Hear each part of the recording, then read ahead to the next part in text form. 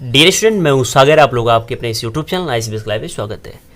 जैसा कि मैंने आपको पहले ही बताया था कि हम लोग कल से पढ़ेंगे समाकलन को, तो आज से हम लोग समाकलन स्टार्ट कर रहे हैं। और इस वीडियो में हम लोग समाकलन के एक फॉर्मूले को, उस फॉर्मूले पर कैसे कोई सवाल लगाया जाता है, इसको हम लोग अच्छी तरीके से क्लियर करेंगे, ठीक है।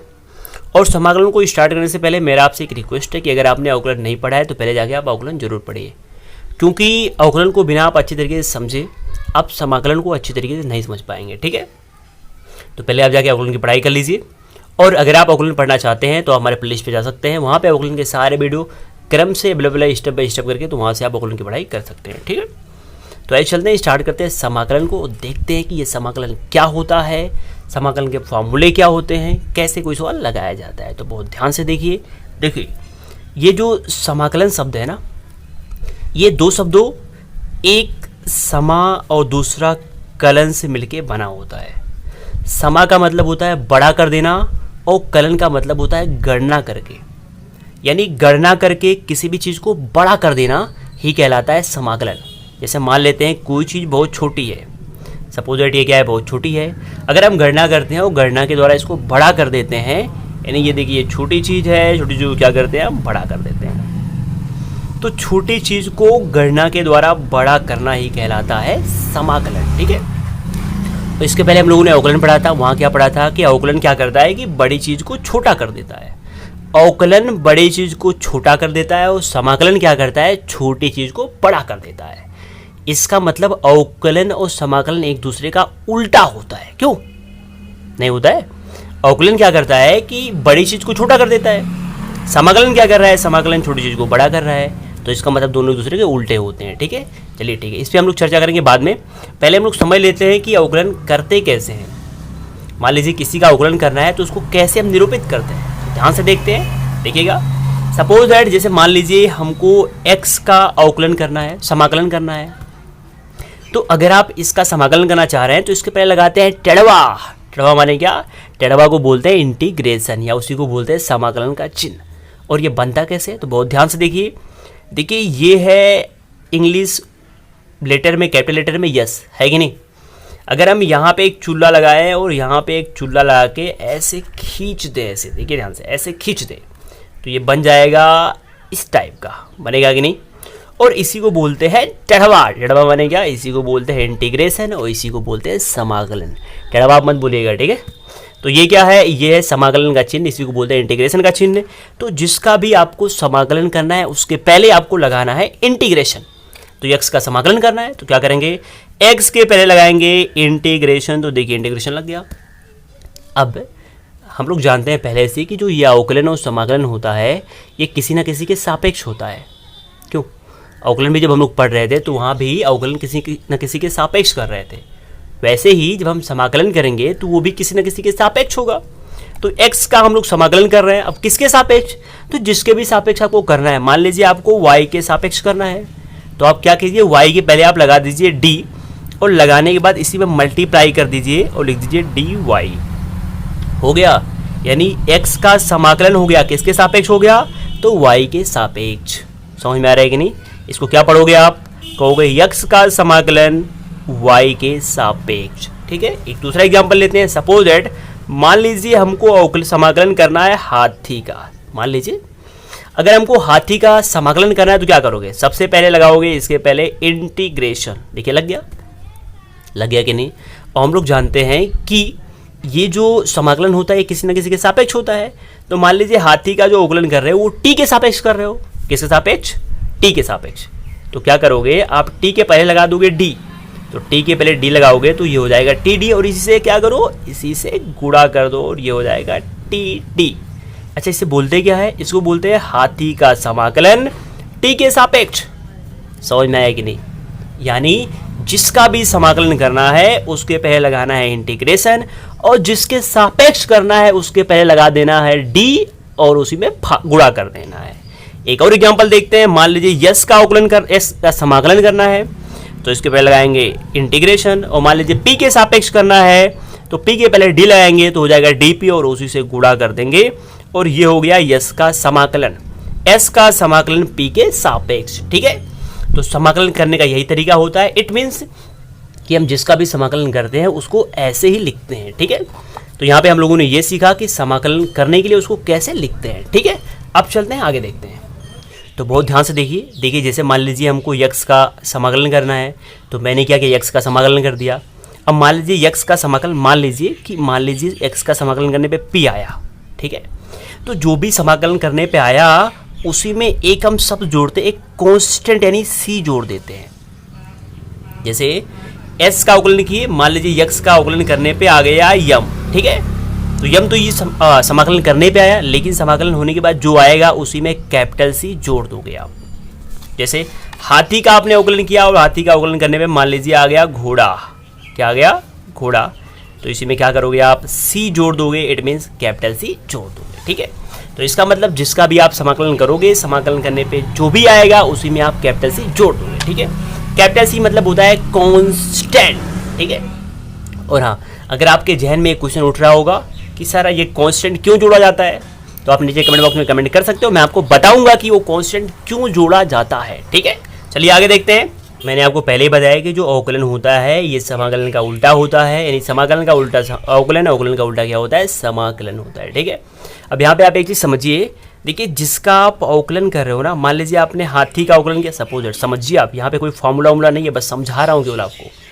जैसे मान लीजिए हाथी है और आप क्या कर रहे हैं, हाथी का अवकलन कर रहे हैं, तो अवकलन करने के लिए डी लगाते हैं, एक्स के सापेक्ष कर रहे हैं तो डी एक्स से भाग कर देते हैं, ये हाथी का अवकलन हो गया।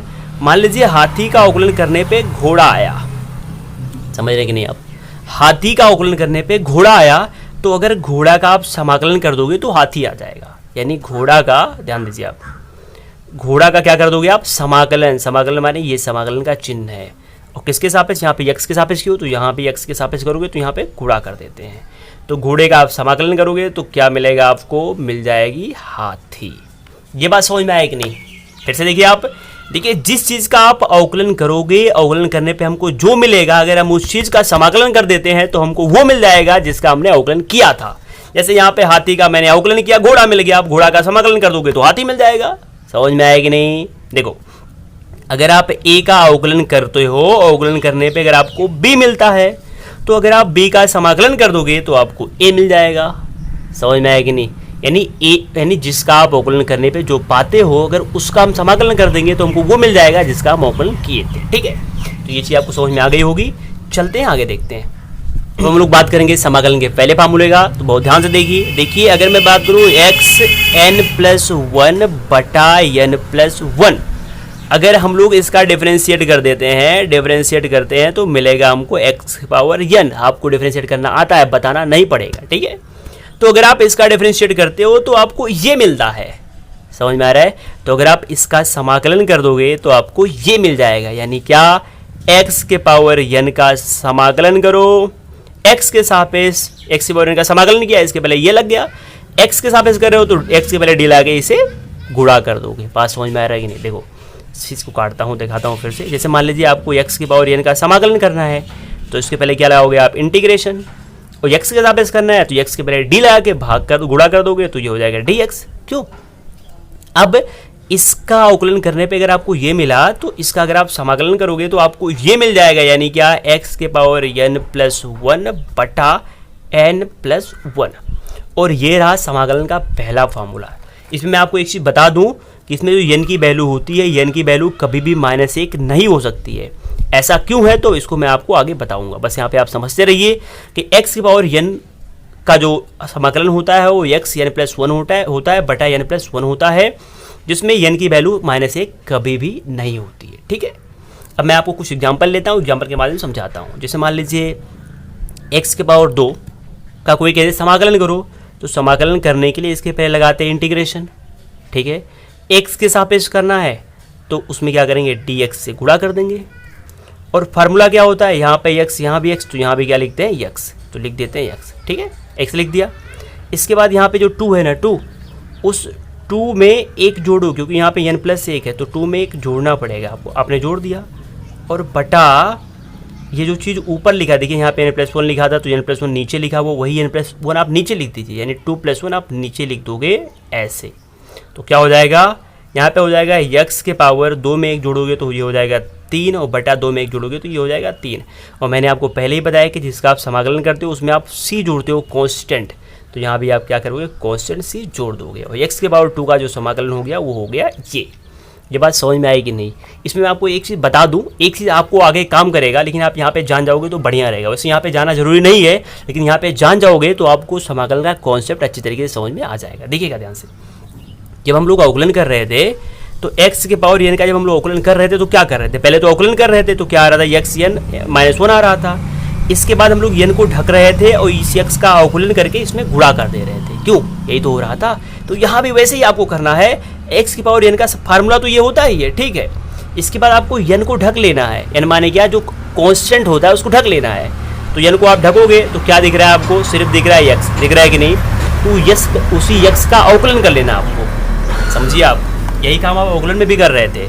तो जो n को छोड़ने के बाद जो आपको दिखेगा इसका आप अवकलन कर लोगे, यहाँ बगल में कर सकते हो। तो x का अवकलन करोगे तो हो जाएगा d/dx और इसकी वैल्यू होती 1 आया ना, तो 1 से यहाँ पे भाग करना पड़ेगा, मतलब इस पूरे में 1 से भाग करोगे तो कोई मतलब नहीं है, ठीक है, मतलब वही आएगा, समझिए आप। जब हम अवकलन कर रहे थे तो अवकलन में क्या हो रहा था कि जैसे x की पावर n का मैंने अवकलन किया और क्या आया, n x n -1 आया। तो n को ढकता था और x का अवकलन करता था, अवकलन करने के बाद यहाँ पे उस अवकलन करने के बाद जो बचता था उससे हम गुणा करते थे, क्यों, यहाँ पे गुणा करना है और यहाँ पे भाग करना है। बात समझ में आ रहा है कि नहीं। एक एग्जाम्पल और लेता हूँ और समझाता हूँ आपको अच्छे से, देखिएगा। जैसे मैं कह दूँ x के पावर 10, इसका हमको करना है समाकलन, जो समाकलन करने के लिए लगाएंगे इंटीग्रेशन, x के सापेक्ष करना है तो dx से भाग करेंगे, ठीक है। तो क्या होगा फॉर्मूला, पहले देखो यहाँ पे x, यहाँ पे x, तो यहाँ भी x, तो यहाँ पे x, यहाँ पे x, तो यहाँ भी x हो जाएगा। इस n में एक जोड़ा गया, n+1 आया, 10 में एक जोड़ोगे तो क्या आएगा, 10+1 आएगा, और बटा n+1 ऊपर भी है तो n+1 नीचे भी कर दो तो क्या हो जाएगा, n+1 है 10+1, इतना हो गया ना। इसके बाद क्या करते हैं मैं आपको बता दूं, देखो इस 10 को ढकते हैं, 10 को ढक लिया, बच रहा है x, बच रहा है कि नहीं।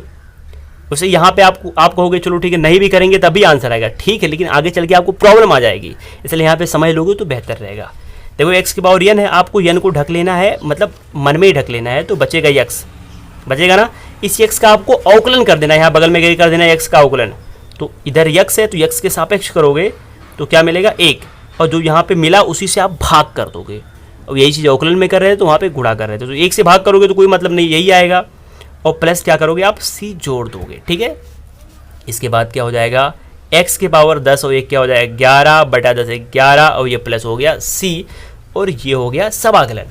मैं आपको एक एग्जांपल और लेता हूँ, समझाता हूँ उसको, देखिएगा ध्यान से। मैं कह दूँ 5x + 6 के पावर 9 का क्या करो, इसका करो आप समाकलन। तो देखिए कर लेते हैं। समाकलन करने के लिए पहले लिखते हैं इंटीग्रेशन, x के सापेक्ष करना है तो dx से भाग करते हैं, गुणा करते हैं, ठीक है, इतना हो गया। अब देखो इसका आप कैसे समाकलन करोगे, बहुत ध्यान से देखना, ये पूरा समझ लो आप। x माने क्या, x माने बीजीय व्यंजक, समझ में आ रहा है कि बीजीय व्यंजक माने क्या, जिसमें a b c d से लेके z तक हो उसको बीजीय व्यंजक बोलते हैं, ठीक है। तो ये नीचे वाला एक बीजीय व्यंजक है, ये पूरा x हो गया, x के पावर n। x के पावर n का क्या फार्मूला होता है, तो पहले लिखते हैं x को, x माने क्या 5x + 6, x को लिख लिया। उसके बाद इसे n में एक जोड़ देते हैं, तो n में एक जोड़ोगे तो 9 1 कितना हो जाएगा 10 हो जाएगा, या दिखा दोगे आप कि मैं जोड़ा हूँ, 9 + 1 कर दो। यही चीज़ आपको नीचे भी उतारनी है तो क्या हो जाएगा 9 + 1, इतना हुआ कि नहीं हुआ। उसके बाद आपको प्लस c तो करनी है, ये तो ठीक है, लेकिन मैंने क्या बताया कि आपको पावर को ढक लेना है, पावर आपने ढक लिया। अब क्या दिख रहा है आपको, दिख रहा है 5x + 6, क्यों नहीं दिख रहा है, तो आपको दिख रहा है, यहाँ पे दिखा रहा हूँ, यहाँ स्पेशली इधर देख लेते हैं, क्या दिख रहा है 5x + 6, इसका हमको अवकलन करना पड़ेगा, और इसका जब आप अवकलन करोगे तो हो जाएगा ddx। 5x का अवकलन करोगे, पहले जाके आप अवकलन सीख लो अगर आपको नहीं आता अवकलन, ठीक है। 5x का अवकलन करोगे तो आएगा 5, और 6 का अवकलन करोगे तो हो जाएगा 0, तो आ गया अवकलन 5। इस 5 से भाग कर दोगे, समझ में आया कि नहीं।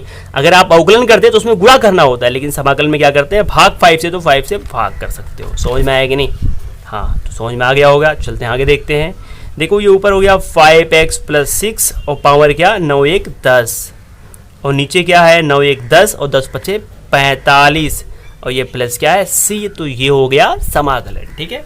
तो इस तरह हम लोगों ने x के पावर n यानी केवल और केवल एक फार्मूला x के पावर n का समाकलन करना सीखा। और मैंने आपको बताया कि इस फॉर्मूले में n की वैल्यू माइनस एक कभी नहीं हो सकती। क्यों नहीं हो सकती, तो इसका हम चर्चा करेंगे अगले वीडियो में। समझ में आ रहा है कि नहीं? हाँ, तो इस तरह यहाँ पे हम लोगों ने सीखा कि x की पावर n का डिफरेंशिएट कैसे करते हैं। तो ये हो गया। अगर आपने डिफरेंशिएट करना अवकलन करना सीख लिया तो मैं आपको कुछ एग्जाम्पल देता हूँ, उसका आप डिफरेंशिएट करोगे। पहला ax प्लस बी के पावर 3, इसका डिफरेंशिएट करना है। यहाँ पे a और b कांस्टेंट है। मैंने आपको पहले बताया कि a से लेके z तक केवल x, y, z और t और जितने भी कोण होते हैं, चाहे थीटा हो, अल्फा हो, बीटा हो, यही सारे चर होते हैं, बाकी सारे के सारे अचर होते हैं। तो इसमें क्या है, ये और ये अचर माने कोई संख्या है, खाली x क्या है, चर है। तो जैसे मैंने ये बताया वैसे आप इसको भी कर सकते हो। इसको आप लगाओगे। एक सवाल मैं आपको और दे रहा हूँ, 9x प्लस 72x स्क्वायर के पावर 3, इन दोनों का आप समाकलन करोगे। ठीक है, हो गया तो अच्छी बात है, नहीं हुआ तो आप नीचे कमेंट बॉक्स में कमेंट करोगे, फिर मैं आपको इसको समझाने का प्रयास करूंगा। ठीक है, तो इस वीडियो में मैंने सिर्फ एक फॉर्मूले का चर्चा किया कि x की पावर n का डिफरेंशिएट क्या होता है, समाकलन क्या होता है। तो होता है x n प्लस 1 बटा n प्लस 1 और प्लस c, जहाँ पे n की वैल्यू 1 नहीं हो सकती है। क्यों नहीं हो सकती है, चर्चा करेंगे नेक्स्ट वीडियो में। ठीक है, तो बताइए ये वीडियो आपको कैसा लगा। अगर आपको अच्छा लगा तो आप नीचे कमेंट बॉक्स में कमेंट कर जरूर बताएं। ठीक है, क्योंकि आपके कमेंट से मुझे ऐसे और वीडियो बनाने का मोटिवेशन मिलता है। ठीक है, तो फिर मिलते हैं नेक्स्ट फॉर्मूले के साथ, लगाने के अन्य तरीकों के साथ। तब तक के लिए बाय, टेक केयर, जय हिंद। और आप लोग अपना प्यार हमारे ऊपर ऐसे ही बनाए रखिए। धन्यवाद।